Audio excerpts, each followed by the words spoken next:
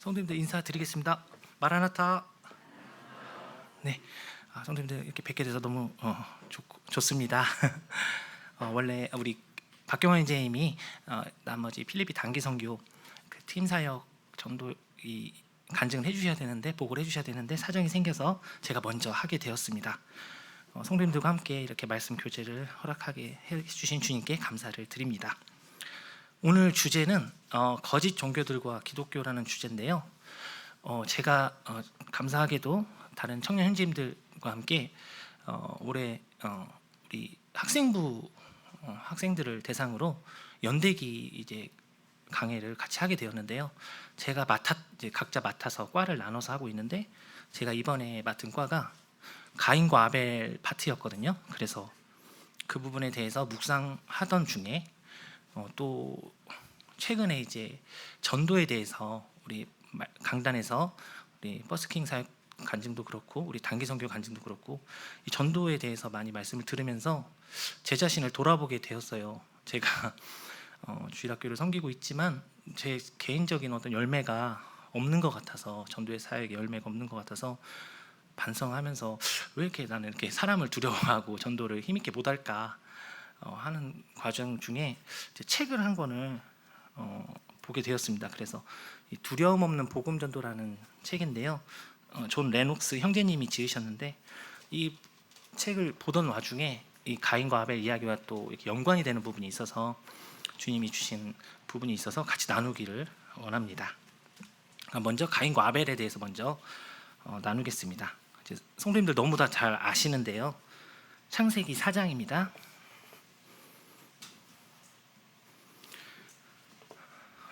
1절, 2절, 3절, 4절, 5절인데요. 짧으니까 다 같이 한번 읽어보겠습니다. 1절부터 시작. 아담이 그의 아내 하와와 동침함에 하와가 임신하여 가인을 낳고 내가 여호와로 말미암아 득남하였다 하니라. 또 가인의 아우 아벨을 낳았는데 아벨은 양치는 자였고 가인은 농사하는 자였더라.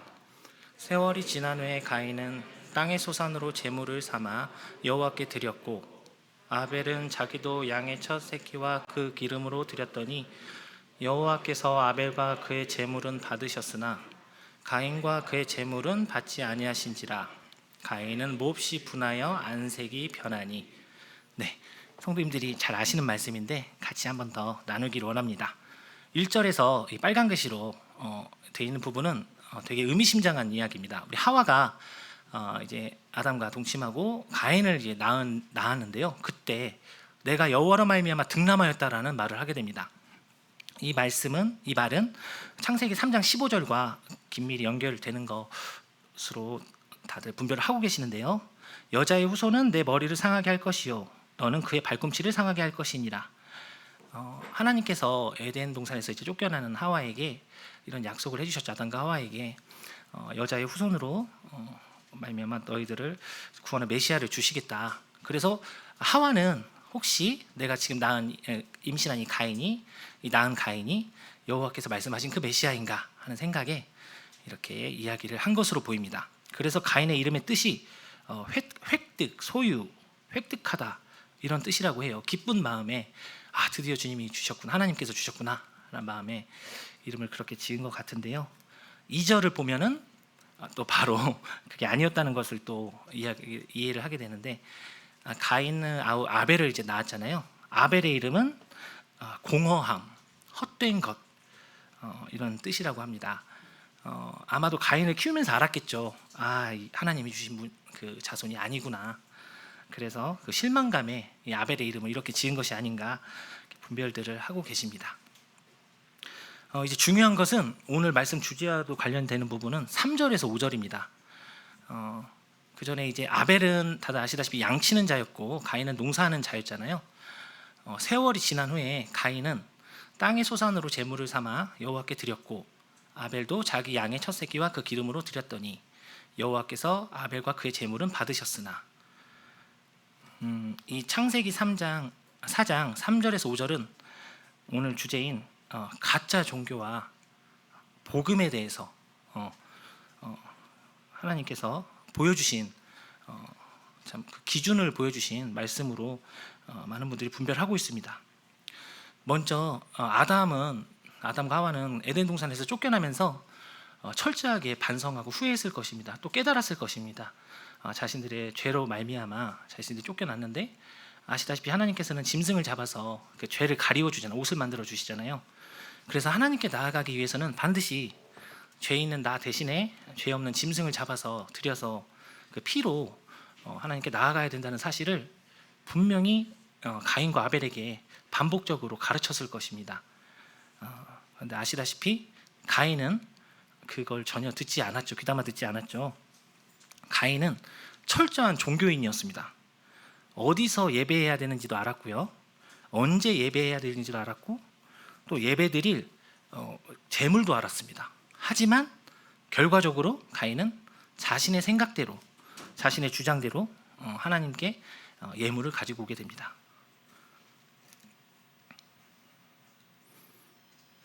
네. 가인이 태어나고 아벨이 태어났지만 하와는 아마 실망을 하였을 것입니다.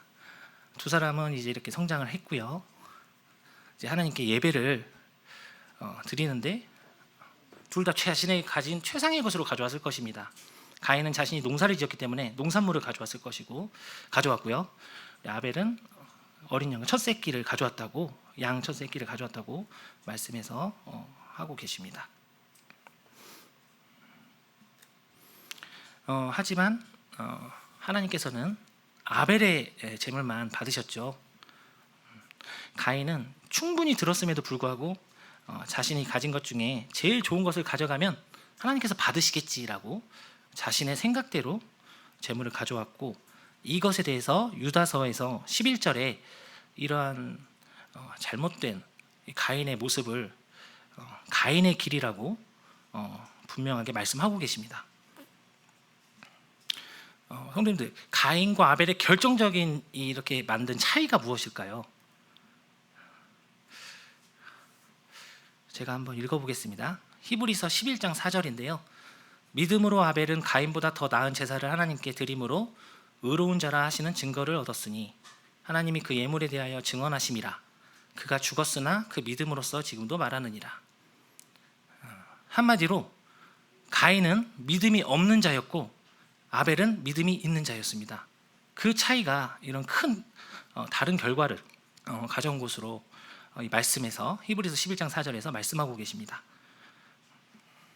그렇다면 그 믿음은 무엇일까요?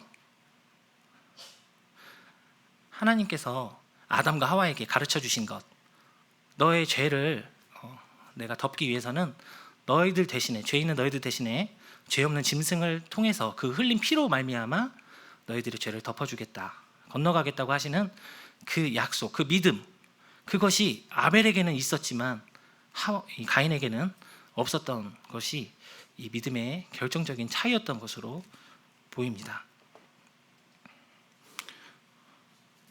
가인은 하나님께 대한 믿음이 없었던 것으로 보입니다.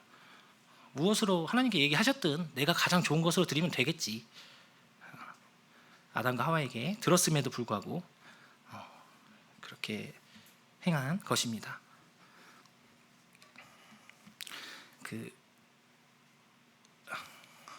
존 필립스 형제님이 계시더라고요. 전도출판사에서 이 두 권의 책을 저술을 하신 분인데, 저 높은 곳을 향하여 말씀 올바른 해석. 근데 존 필립스 형제님이 강에서도 많이 내셨는데 우리나라에는 창세기 강에서만 들어와 있더라고요. 그래서 그걸 이제 보고 거기에서 이제 발췌를 했습니다. 읽어보겠습니다. 가인의 이야기는 우리 앞에 세상의 첫 거짓 종교를 제시합니다. 따라서 더할 나위 없는 관심거리입니다.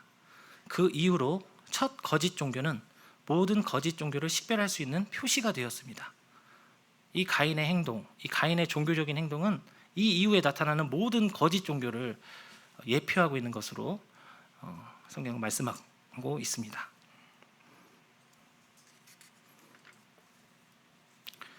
창세기 이제 4장 6절에서 10절입니다. 제가 읽어보겠습니다.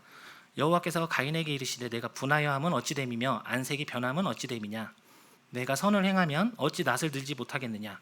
선을 행하지 아니하면 죄가 문에 엎드려 있느니라. 죄가 너를 원하나 너는 죄를 다스릴지니라. 가인이 그의 아우 아벨에게 말하고 그들이 들에 있을 때에 가인이 그의 아우 아벨을 쳐 죽이니라. 여호와께서 가인에게 이르시되 내 아우 아벨이 어디 있느냐? 그가 이르되 내가 알지 못하나이다. 내가 내 아우를 지키는 자니이까. 이르시되 내가 무엇을 하였느냐? 내 아우의 핏소리가 땅에서부터 내게 호소하느니라.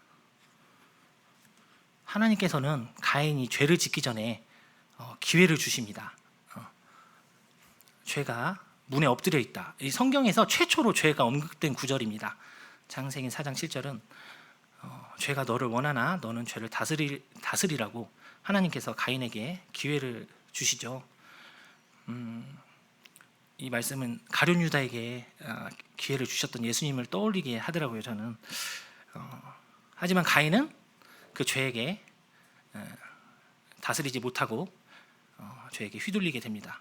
결국 아벨에게 그 아벨에게 말하고 그들이 들에 있을 때 가인이 그 아우 아벨을 쳐서 죽이게 됩니다. 성경은 누가복음 11장 50절에서 아벨이 최초의 순교자라고 얘기하고 있습니다. 아벨은 분명히 얘기했을 거예요. 형님, 그렇게 하면 안 돼요. 하나님께서 그렇게 말씀하지 않았습니다. 하나님께서 예배드릴 때 짐승의 피로 우리의 죄를 덮을 수 있는 짐승의 피를 흘려서 제물을 통해서 하나님께 예배드리라고 말씀하셨습니다라고 전했을 텐데요. 그런 대언을 했을 이 아벨을 가인은 그 죄에 빠져서 죽이게 됩니다. 왜 죽였을까요?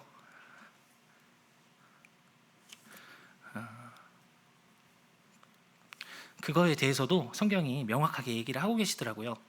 요한일서 3장 12절 13절입니다. 제가 읽겠습니다. 가인같이 하지 말라. 그는 악한 자에게 속하여 그 아우를 죽였으니 어떤 이유로 죽였느냐? 자기의 행위는 악하고 그의 아우의 행위는 의로움이라. 견딜 수가 없는 거예요. 의로운 그 아벨의 행동과 그 말이 견딜 수가 없는 거예요. 왜 예수님께서 제사장들과 그 권속들에게 죽임을 당하도록 십자가 처형에 당하도록 되셨나요? 그들이 예수님의 말과 행동을 참을 수가 없는 거예요. 그 의로운 행동을, 그 말씀을. 성경은 명확하게 이렇게 얘기를 하고 계시고 세상이 우리 성도들을, 형제 자매님들을 미워해도 이상히 여기지 말 것은 우리의 행동과 말이 하나님의 말씀에 기초해서 의롭기 때문에 세상이 우리들을 미워할 것을, 그것이 당연한 것임을 얘기하고 계십니다.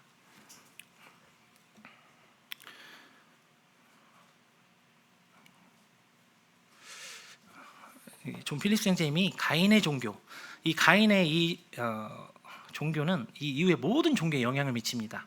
거의 똑같아요. 뭔가 더 정교해지고 뭔가 더 복잡해진 것 같지만 결국에는 이 네 가지 특징을 다 보여줍니다. 첫 번째, 폭력으로 특징 지어집니다. 얼마나 많은 이 지구에서 이 세상에서 얼마나 많은 살인과 폭력이 종교라는 이름으로 행해졌나요? 그것은 기독교 안에서도 마찬가지였죠. 특히 천주교와 개신교의 그 엄청난 핍박과 싸움들, 지금도 계속되고 있죠. 이슬람과 그런 다른 나라들에서. 두 번째, 거짓으로 특징 지어짐. 아까 말씀에서 보신 것처럼 가인은 하나님께서 이미 다 알고 계심에도 불구하고 계속 거짓말로 일관합니다. 그것이 바로 가인의 종교, 거짓 종교의 특징입니다. 그래서 정말 오늘날에도 많은 그런 거짓 종교에 속아서 그들의 속임수와 사기에 넘어가서 많은 사람들이 고통받고 있는 것을 보게 됩니다. 세 번째, 헛된 것으로 특징 지어짐. 정말 자신이 갖고 최고의 것으로 드렸지만 결과는 어떤가요? 아무것도 없습니다. 오히려 가인은 그 악한 죄를 짓고 도망자가 되고 떠돌이가 됩니다. 얼마나 헛된가요? 그의 노력이. 마지막 4번, 공포로 특징 지어짐. 회개가 자백이 없이 그냥 공포로 또 그런 자신의 운명에 대한 분노만 가득한, 이것이 가인의 종교의 특징입니다. 장로 형제님께서 몇 주 전에 교파교회 다니면서 장로교죠. 그 열심히 노력을 했고 새벽기도도 나가시고 참 복음도 전하고 성가대도 섰지만 결국 그 안에 남은 건 두려움이었다는 거, 구원받지 못했다는 두려움, 확신이 없는. 교회 목사마저도 열심히 노력해라, 열심히 행해라. 얼마나 참 허무한가요? 칼빈주의를 제가 몇 번 얘기를 했는데, 이 칼빈주의의 특징은 말로는 오직 믿음으로, 오직 믿음으로, 오직 은혜로라고 하면서 결국에는 구원은 결국 나의 행위로 결정된다라고 얘기를 합니다. 그것에 영향을 받은 게 바로 장로교잖아요. 참고로 존 칼빈 자체가 제네바에서 58명을 사형을 시킵니다. 자신의 믿음을 따르지 않는다고. 마치 구원받기 전에 사도 바울을 보는 것 같아요. 그 생애를 보면 사도 바울이야말로 철저한 종교인이었잖아요. 구원받기 전에. 그래서 주의해야 될 것 같습니다. 어쨌든 이 가인의 종교는 이 세상의 모든 종교에 영향을 미치게 됩니다. 근데 이제 이 내용하고 이 책에 이제 제가 복음을 좀 두려움 없이 전해봐야겠다 해가지고 이 두려움 없는 복음 전도라는 책을 보게 됐는데, 이 책의 6장에 나온 내용하고 많이 연관이 돼서 한번 소개를 해드리려고 합니다. 이 책을 이제 고르게 된 이유는 제가 이제 2007년에 이 책을 봤어요. 만들어진 신이라고 아시나요, 성도님들? 전투적 무신론자라고 해서 리처드 도킨스라는 사람인데, 기존의 무신론자들랑 다르게 무신론을 전도하는 거예요, 사람들한테. 그러기 위해서 쓴 책인데 이 만들어진 신입니다. 그래서 이 책이 나온 이후로 많은 사람들이 무신론을 더 강화하게 되고 자신의 신념에서 따르게 되는데, 그와 반면에 또 많은 또 성경학자들과 신학자들이 이 리처드 도킨스에 대항해서 또 많은 창조론에 근거한 책들을 써내요. 그래서 제가 친구들하고 이제 복음을 전하려고만 하면 이 진화론이 항상 걸려서 제가 모았던 것이 이제 창조론에 관한 책들이었거든요. 그런데 창조론에 관한 책들이 참 엉터리가 많은 게, 뭐 지적 설계론, 유신 진화론 해서 그 창조론 안에 자꾸 진화론하고 빅뱅 막 이런 것을 끌어들인 책들이 많더라고요. 그래서 그런 책들을 참 구분해서 봐야겠다라고 생각하는 와중에 이제 병원에서, 제가 근무하던 병원에서 도서관에서 한 달에 한 번씩 100권씩 책을 빌리는데, 기독교를 믿는 환우들이 계셔서 저희가 신앙서적도 몇 권 고르는데 우연히 이 책을 고르게 됐는데, 이 책 내용이 굉장히 성경적인 거예요. 성경적인 내용으로 이런 진화론을 반박하고 하는 내용이어서 굉장히 감동을 받았는데, 그래서 저자를 찾아보니까 존 레녹스라는 분이더라고요. 우리 모임 형제님이시더라고요. 잠깐 소개를 해드리면 북아일랜드 출신이시고요. 옥스퍼드 대학교 수학과 명예 교수입니다. 그리고 옥스퍼드 대학교하고 케임브리지 대학에서 박사학위를 몇 개를 받으셨고, 또 지금은 수학 교수직을 내려놓고 목회 고문, 또 순회 설교, 또 변증, 이 기독교의 창조론에 대해서 변증하는 변증가로 굉장히 유명한 분이더라고요. 그래서 이분에 대해서 알게 돼서 참 이분의 책을 한번 봐야겠다 이렇게 고민을 하던 와중에 이 책을 찾게 되었습니다. 참고로 이제 이때 이 형제님을 알게 돼서 리처드 도킨스랑 이 형제님이 4번 정도를, 영상은 제가 찾아본 게 4개 정도 되는데 토론을 벌여요. 진화와 창조, 무신론, 유신론 해서 벌이는데, 이게 저에게도 충격이었지만 이 당시 영국, 미국, 캐나다, 또 호주의 많은 그리스도인 청년들, 심지어 무신론 청년들한테도 엄청난 충격이 되었습니다. 당연히 진화론자랑 붙으면 창조론이 지지, 창조론이 무슨 이길 수가 있겠냐고 생각을 했는데, 영상을 보시면 진짜 놀라요. 전혀 꿀리지가 않고요. 성경 말씀에 근거해서 반박을 하는데 리처드 도킨스가 쩔쩔맵니다. 리처드 도킨스는 모르겠어요. 과학자라서 과학적인 지식은 좀 있을지 모르지만 역사적, 철학적, 종교적인 지식은 미천하더라고요. 잘 몰라요. 이 두 번째 영상에서는 토론하기 전에 사과부터 하고 시작해요. 내가 예수님이 실제 존재하지 않는 분이었다고 해서 했던 이거에 대해서 사과드린다고 하면서 사과하고 시작해요. 왜냐하면 이미 몇백 년 전에 예수님이 실제 존재했다는 증거들, 또 역사적 사실들을 다 정리가 돼 있고 결론이 나 있는 얘기를 갖다가 없다고 안 계셨던 분이라고 해가지고 막 영국 각지의 막 고고학자들, 역사학자들이 막 반박을 한 거예요. 막 항의를 한 거예요. 그래가지고 혼쭐이 나가지고 토론하기 전에 먼저 사과부터 하더라고요. 내가 그때 실수했다고.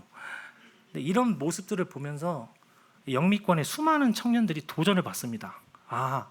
이거 진화론이 다 옳은 건 아닌가 보다. 정말 하나님이라는 분이 있을 수도 있겠구나. 이 유튜브 댓글을 보면은 이 영상을 통해서 내가 하나님을 찾게 됐다는 분도 많습니다. 지금은 근데 이 한글로 번역된 영상들은 하나만 남고 다 없어졌더라고요. 그런 와중에 이 형제님의 책을 보게 됐고요. 사실은 얇아서 샀어요. 저는 무조건 얇은 책을 다 두꺼운 책을 못 봐가지고. 근데 너무 잘 나와 있습니다. 이 복음전도의 내용에 대해서. 자, 말이 너무 길어서 바로 소개해드리겠습니다. 6장에 관련 나온 얘기인데 형제님의 간증이에요. 형제님이 이제 수학과 교수로 일하시다가 이제 헝가리 모임에 초청을 받아서 헝가리 모임에 성경 세미나를 가신 것 같아요. 세미나를 가서 이제 성경을 가르치고 형제님이 이제 헝가리 부다페스트에서 이제 영국으로 오는 기차를 타게 됩니다. 그런데 기차에서 이상하게 그날따라 1등석으로 가야겠다. 2등석 칸에 타셨는데 1등석으로 가야겠다는 생각이 강하게 들어가지고 자리를 옮기셨다고 그래요. 그랬더니 그 1등석 칸에는 이미 2명의 남자가 자리 잡고 있어서 가볍게 인사드리고 이렇게 형님은 너무 피곤해서 이제 잠에 들었다고 합니다. 그래서 이제 한참 가고 있는데 이제 처음에는 그 두 사람이 형제님이 알아들을 수 없는 언어로 얘기를 했는데 자는 와중에 형제님이 알아듣는 프랑스어로 큰 소리로 얘기를 하더래요. 그 2명 중에 한 명이 밖에 보세요. 십자가가 보입니다. 하면서 이제 공동묘지에 십자가가 있잖아요. 이 헝가리에도 기독교인들이 있을까요? 이렇게 얘기를 했다고 그래요. 프랑스어로. 그랬더니 형제님이 그 소리 잠이 깨가지고 일어나서 네, 이 헝가리에도 많은 기독교 성도들이 있습니다. 제가 얼마 전까지 이 헝가리 교회에서 기독교 성도들에게 같이 성경 교제를 하고 지금 이제 영국으로 돌아가는 길입니다. 이렇게 얘기를 했더니 그 두 사람이 자기 소개를 하면서 놀라더랍니다. 그 두 사람은 그 국제사법재판소라고 들어보셨죠? 거기에서 한 명은 거기서 고위직 대사에 해당되는 분이었고요.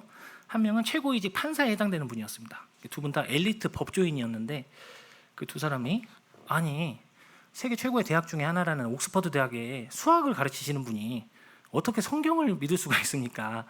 진부하고 미신과 거짓말로 범벅이 된 책인데 이거 어떻게 믿습니까? 이렇게 물어봤다고 합니다. 그랬더니 형제님이 단호하게 아닙니다. 제가 믿는 성경은 이 성경 말씀은 무지에 근거한 게 아니고 과학적이고 역사적이고 사실적인 증언들에 의해서 제가 확신을 가지고 믿는 게 성경 말씀입니다.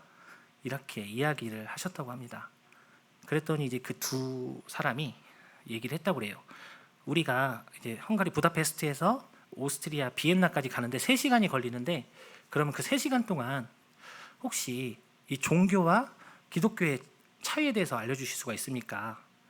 이렇게 두 사람이 물어봤다고 합니다. 형제님한테. 그랬더니 형제님이 속으로 이거 하나님께서 주신 기회인가 보다 해가지고 좋습니다 하고 제가 말씀드리겠습니다 하고 이렇게 해서 간증이 시작이 됩니다.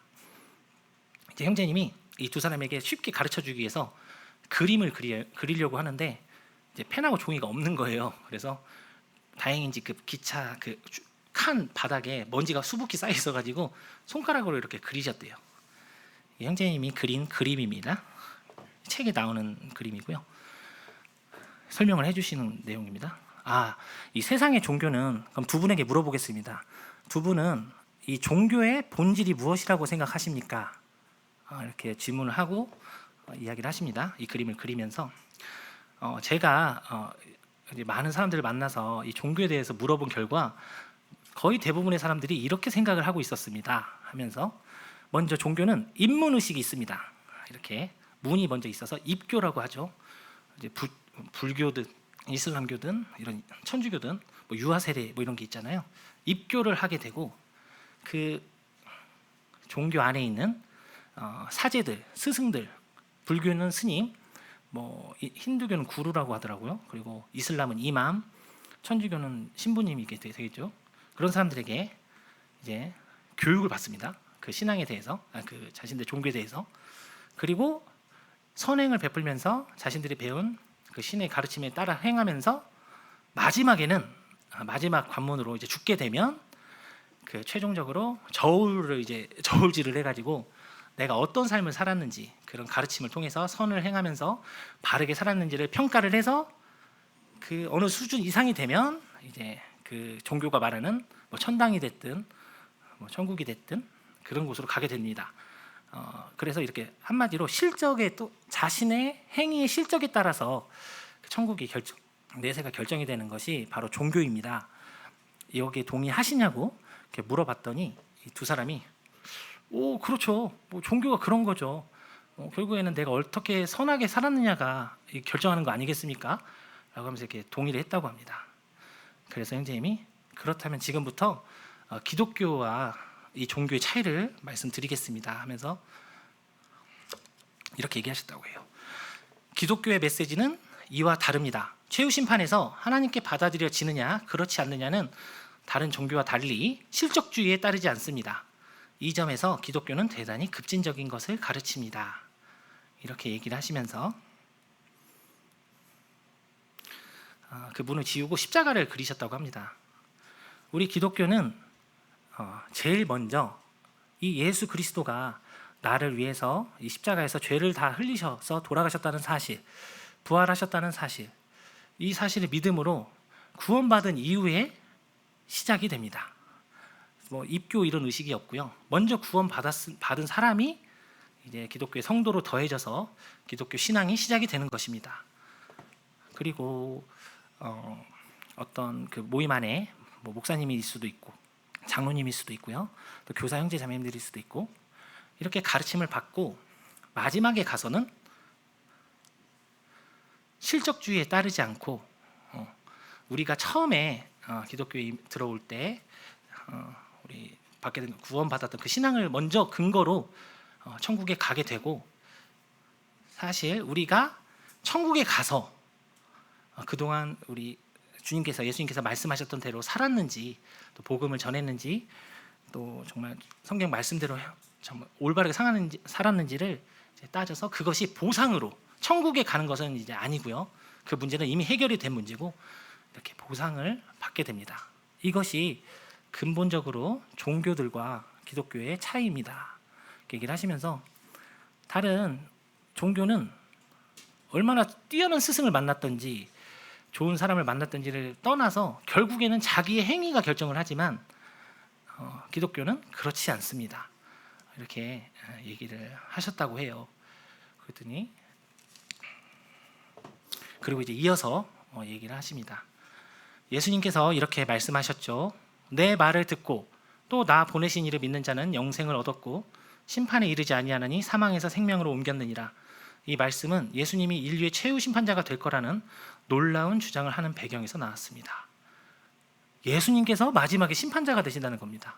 그런데 그 예수님께서 나를 믿는 자는 이미 영생을 얻었다고 심판자이신 그분이 이미 이렇게 얘기를 하셨다는 거죠. 그러면서 물어봅니다. 그 둘 다 법조인이잖아요. 그래서 판사님에게 판사님, 제가 저의 사건을 판사님께 맡겼는데 판사님이 저에게 무죄를 선고했다고 가정해 보겠습니다. 그렇다면 그 사건에 관하여 판사님의 말을 믿는 게 옳습니까? 판사님에게 물어본 거예요. 그랬더니 그 판사분이 흥분해가지고 당연하죠. 내가 최종 평가자잖아요. 판사잖아요. 내가 당신에게 무죄를 선고했다면 당신은 무죄인 겁니다. 이렇게 얘기를 하시더라고 합니다. 그래서 형제님이 맞습니다. 그렇습니다. 예수님은 온 우주에서 최고의 심판자이십니다. 그런 분이 우리가 그분을 믿으면 우리와 하나님과의 관계가 바르게 되었음을 선언하겠다고 말씀하십니다. 이렇게 이야기를 하셨다고 해요. 그러자 잠시 침묵이 흐르고 그 대사라는 분이 판사에게 말했다고 합니다. 큰 차이가 있네요.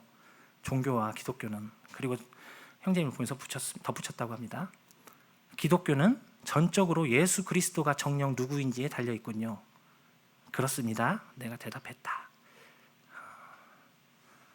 가인의 제사에는 뭐가 빠진 거죠? 형제 자매님들? 복음이 빠진 겁니다. 예수님이 빠지신 거예요. 그것이 오늘날까지 내려온 거예요. 수천 년에 걸쳐서 변한 게 없습니다. 똑같습니다. 예수 그리스도가 빠진 모든 종교는 다 허무한 거예요. 그 끝이 같고요. 그 두 분이 이제 얘기를 했다고 합니다. 굉장히 신기하다고 하시면서 원래 자신들은 기차를 타본 적이 없답니다. 왜냐하면 최고의 엘리트들이고 돈도 많기 때문에 또 많은 배려를 받는 분들이기 때문에 항상 비행기로 이동을 했는데 그날따라 기차가 탈 수밖에 없었대요. 비행기가 연착이 되고 여러 가지 사건을 통해서 그 기차를 탈 수밖에 없었다고 합니다. 그래서 이렇게 얘기를 합니다. 수년 동안 기차를 타본 적이 없어요. 그런데 우리가 기차에서 당신을 만나서 이제껏 경험해 본 적 없는 대화를 나누고 있습니다. 정말 명문대를 나왔고 수많은 명사들을 만났지만 한 번도 못 들어본 거예요. 이런 이야기를. 그 사람들은 우리가 다녔던 전 세계의 유수한 대학에서도 경험해 보지 못한 대화예요. 당신은 이걸 어떻게 설명할 건가요? 형제님이 대답하면서 마칩니다. 매우 간단하죠. 바로 하나님의 인도하심입니다. 이 두 사람 구원 받았을까요? 책에는 안 나와 있습니다. 하지만 분명히 이것이 하나님께서 형제님을 통해서 역사한 사건이라고 간증해 말씀을 하고 있습니다. 이 존 필립스 형제님이 굉장히 단호하게 이렇게 얘기하시더라고요. 가인과 아벨의 다른 점은, 즉 믿는 자와 종교적인 사람의 다른 점은 그 사람 자신에게 달려있는 것이 아니고 그가 신뢰하고 있는 대상에 달려있는 것입니다. 모든 종교는 그 중심이 나입니다. 결국 뭐 복잡하게 얘기하지만 결국엔 나예요. 내가 어떻게 했느냐, 내가 행위로 어떤 행위를 했느냐가 자신의 내세를 결정한다고 이야기합니다. 하지만 우리 기독교는, 이 복음은 단호하게 얘기합니다. 나는 아무것도 아니고 바로 우리 예수님이시다. 그래서 우리 예수님이 어떤 분이신지를 아느냐가 가장 중요하다. 이렇게 이야기를 하고 있습니다. 예수쟁이라는 말을 듣는 게 당연한 거라는 생각이 들더라고요.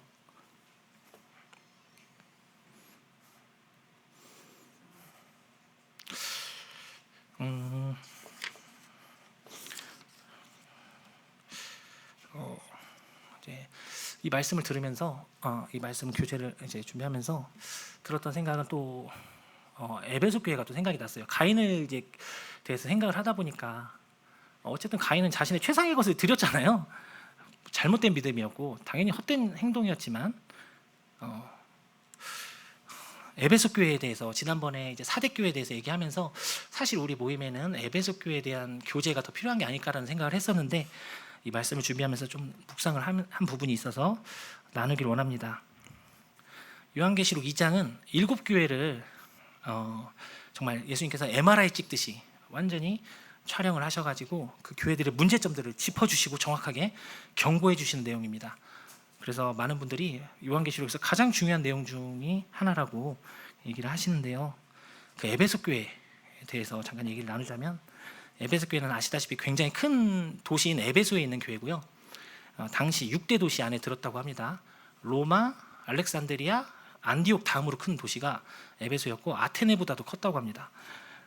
그리고 파르테논 신전의 몇 배가 되는 다이애나 신전,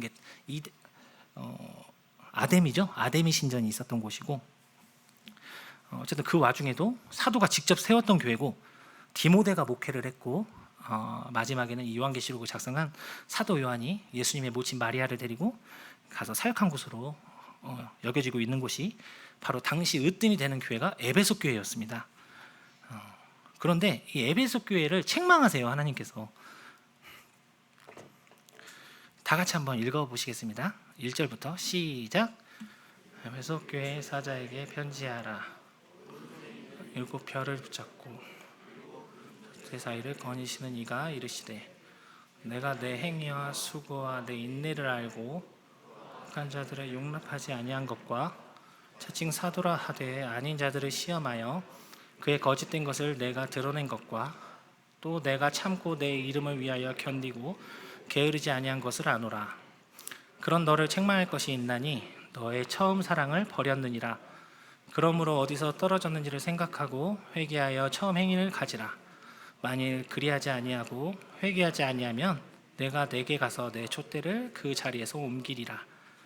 네, 에베소 교회는 그 당시에 가장 유명한 교회였고 가장 전통이 있는 교회였고 대표가 되는 교회였지만, 사도 요한은 아무리 세훈이가 훌륭하고 많은 좋은 점들이 있어도 첫사랑을 버리면 가차없이 멸망하게 된 거라고 경고하고 있습니다.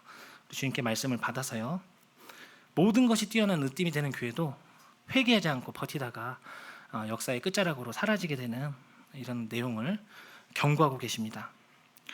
그런데 이 4절이 저에게 많이 또 가장 유명한 말씀이기도 하죠. 그런 너를 책망할 것이 있느니 너의 처음 사랑을 버렸느니라.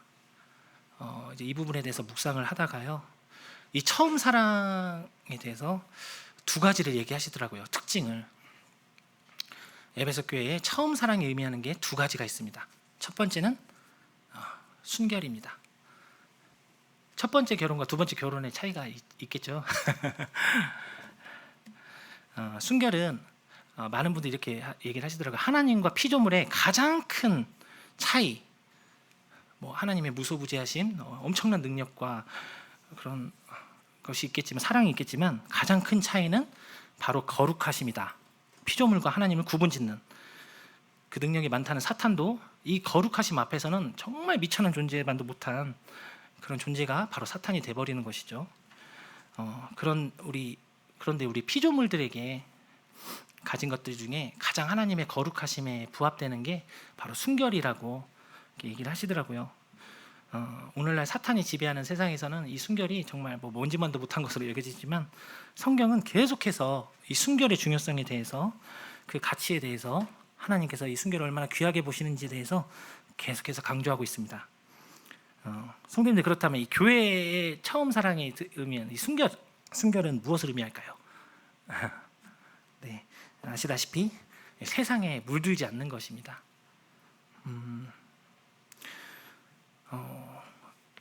세상에 물든다는 것은 이 처음 사랑이 식어버렸다는 것, 그것을 의미한다는 것이죠. 참 제 자신을 반성하게 되는 부분이기도 하고요. 실제로 에베소 교회는 이 순결을 잃어버리고 결국 세상에 휩쓸려 가다가 AD 431년에 이 에베소에서 전 세계 교회 회의가 열렸고, 당시 있던 교회들 회의가 열려서 한 가지 결정을 내립니다. 이 에베소에서. 그것이 마리아는 하나님의 어머니다. 하나님께 무슨 어머니가 있어요? 말도 안 되는 이 사악하고 극단적인 내용을, 이 마리아 숭배 사상을 회의를 통해서 의결한 곳이 바로 이 에베소 교회입니다. 에베소가 됩니다. 어디까지 타락하게 되는지 정말 현재는 터만 남아버렸죠. 하나님의 말씀의 경고대로 우리 교회도 이 순결을 지키는 일에 대해서, 세상에 물들지 않는 것에 대해서 참 깨어 있어야겠다는 생각을 하게 되었습니다. 말씀에서 고린도서 11장 1장 3절에서 사도 바울이 얘기합니다. 말씀하십니다. 원하건대 너희는 나의 좀 어리석은 것을 용납하라. 청하건대 나를 용납하라. 내가 하나님의 열심으로 너희를 위하여 열심을 내노니 내가 너희를 정결한 처녀로 한 남편인 그리스도께 드리려고 중매함이로다. 그러나 나는 뱀이 그 간기로 하와를 미혹한 것 같이 너희 마음이 그리스도를 향하는 진실함과 깨끗함에서 떠나 부패할까 두려워하노라. 뱀이 가만히 두질 않는 거죠. 사탄이 우리 그리스도인들을 그 순결을 깨기 위해서, 지난 시간에 얘기했던 그 세상을 의미했던 드릴라가 삼손을 그냥 못살게 굴잖아요. 그냥 막 혼이 빠질 정도로 막 그렇게 괴롭히잖아요. 세상이 그런다는 것이죠. 이 마지막 때에 교회를 타락시키기 위해서 우리가 깨어 있어야겠다는 생각이 듭니다. 두 번째는 나의 최상의 것을 드린다는 의미가 있습니다. 이 처음 사랑이요. 4절에 그런 너를 책망할 것이 있나니 너의 처음 사랑을 버렸느니라. 이 처음 사랑을 영어로는 퍼스트라고 하고 헬라어로는 프로토스. 우리 성도 형제님들 많이 들어보셨죠? 네, 그 스타크래프트라고 이렇게 종족이 나오는 뜻이, 프로토스는 첫째가는이란 뜻이 있다고 합니다. 시간상 첫 번째라는 뜻도 있지만 계시록 2장 4절에서는 으뜸가는, 첫손에 꼽는, 가장 중요한, 최고의, 우리의 첫사랑을 생각해 볼 때 우리가 얼마나 뜨거웠나요? 정말 이 첫사랑을 위해서 나의 가장 좋은 것을 드리기 위해서 노력했잖아요. 이 사랑에 대해서 얘기를 하면은 제가 청년부 시기에 송영길 장로님께서 말씀해 주셨던 부분이 항상 떠오릅니다. 그 사람이 무엇을 사랑하는지를 보려면 두 가지만 보면 된다고 얘기를 하십니다. 형제님들 많이 아시죠? 뭐죠? 그 사람이 뭘 사랑하는지를 보려면 이 두 가지만 알면은 끝난대요. 네, 돈하고 시간. 그 사람이 돈과 시간을 탁구에 제일 많이 쓴다? 탁구를 사랑하는 거고요. 게임에 많이 쓴다? 게임에 많이 쓰는 거고, 게임을 사랑하는 거고. 그 사람이 자녀에게 많이 쓴다. 자녀를 사랑하는 거고. 그 두 가지를 보면 무엇을 사랑하는지를 알 수 있다고 얘기를 하셨는데, 그 부분이 항상 제 마음에 깨닫게 되는 부분입니다. 그렇다면 우리는 나의 최상의 것, 나의 최고의 시간과 돈을 어디에 쓰고 있는지 한번 돌아보게 되더라고요. 그렇지 않다면 우리는 에베소 교회의 길을 가고 있는 것이죠. 세상에 물들고 있다면, 그리고 나의 시간과 돈을 세상에서 내가 다른 사랑하는 것에 쓰고 있다면 우리는 에베소의 멸망의 길로 같이 가고 있는 것이라고 생각하게 됩니다. 분별하게 됩니다. 회개하라고. 그래서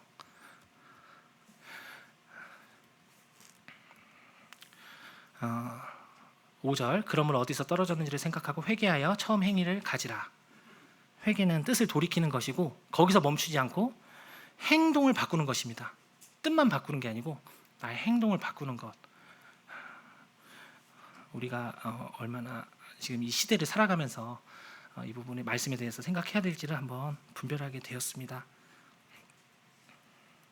이제 한 가지만 더 말씀드리고 마치려고 합니다. 참 세상이 참 마지막 때로 빨리 가는 것 같아요.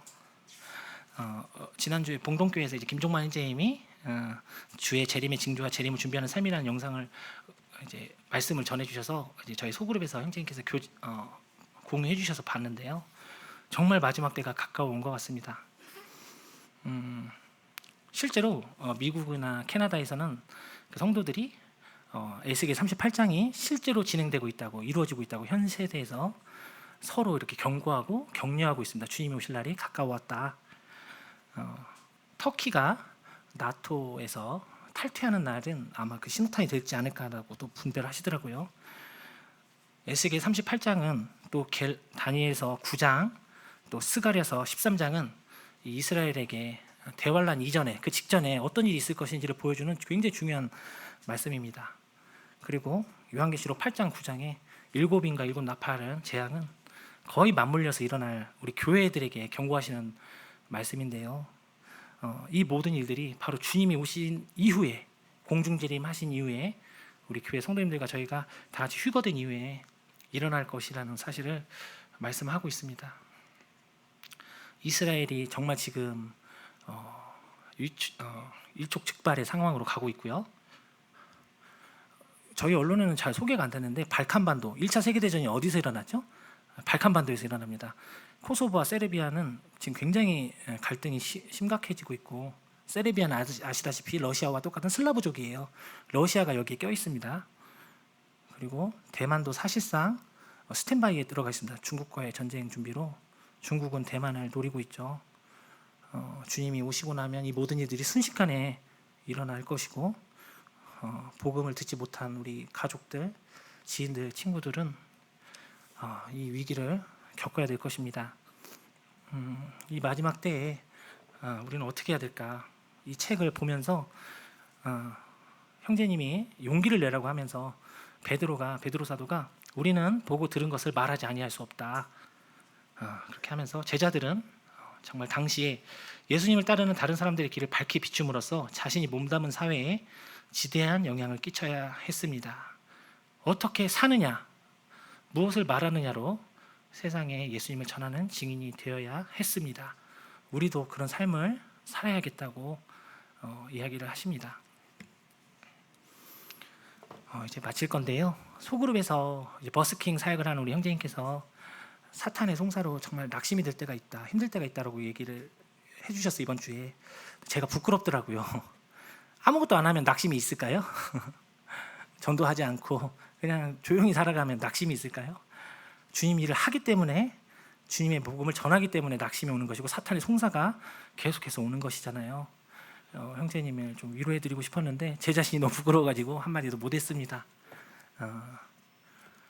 복음을 전하는 게 결국에는 나를 살린다고 말씀해서 얘기하고 계십니다. 노아를 생각해봐요. 노아가 만약에 하나님께서 그 방주를 만들라고 200년간 방주를 만들라고 하시지 않았다면 그 200년 동안 그 믿음을 유지할 수 있었을지 예수님께서 제자들에게 사마리아, 유대와 사마리아와 땅끝까지 이르러 복음을 전하라고 하지 않으셨으면 오늘날에 이렇게 기독교가 편만히 세상에 전파되고 성도들이 그 믿음을 지킬 수 있었을지 생각해 보게 됩니다. 복음을 전하는 것이 나를 살리는 것이고 우리 가족들, 친구들, 이웃들을 살리는 길이라는 생각을 하게 되었습니다. 다 같이 한번 읽어보고 마치겠습니다. 시작.